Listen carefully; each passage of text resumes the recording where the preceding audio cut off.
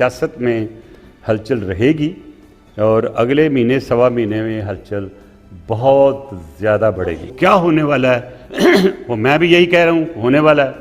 आप भी कहते होने वाला है। वो क्या होगा, कैसे होगा, क्यों होगा, वो होने वाली सिचुएशन में किस तरह आगे इंच बाई इंच बढ़ रहा है, वो मैं यही कह सकता हूँ कि आपको कोई 3-4 हफ्तों में इसकी क्लैरिटी आ जाएगी।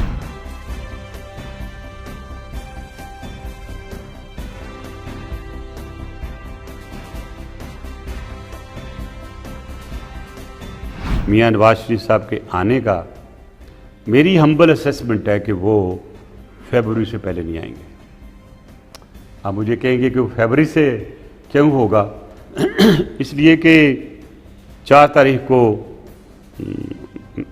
पीटीआई का फॉरेन फंडिंग का केस भी आ रहा है फैसला होके। 5 को हमारी भी सेंट्रल एग्जीक्यूटिव कमेटी की मीटिंग है लाहौर में।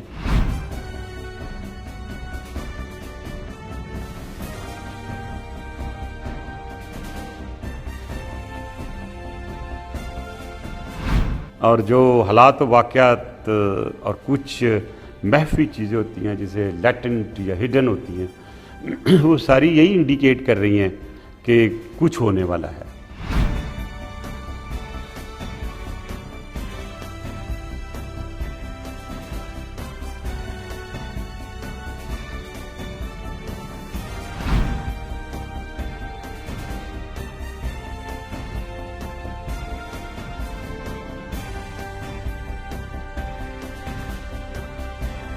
जरदारी साहब ने नवाब शाह भाई कोई बात की, वो बड़े खुल के बात करते हैं। एक सियासी लीडर हैं, विजनरी हैं।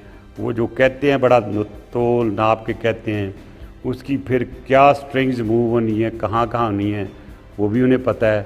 आपको भी पता है कि जो स्ट्रिंग्स मूव हुई कैसे हुई, और अगर वो किसी को मिले भी हैं तो किसी को क्या एतराज़ हो सकता है?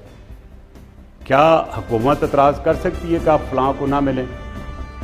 ना देख लो, क्या मियां नवाज शरीफ या मियां शहबाज शरीफ ये कह सकते हैं फलां को ना मिले? नहीं।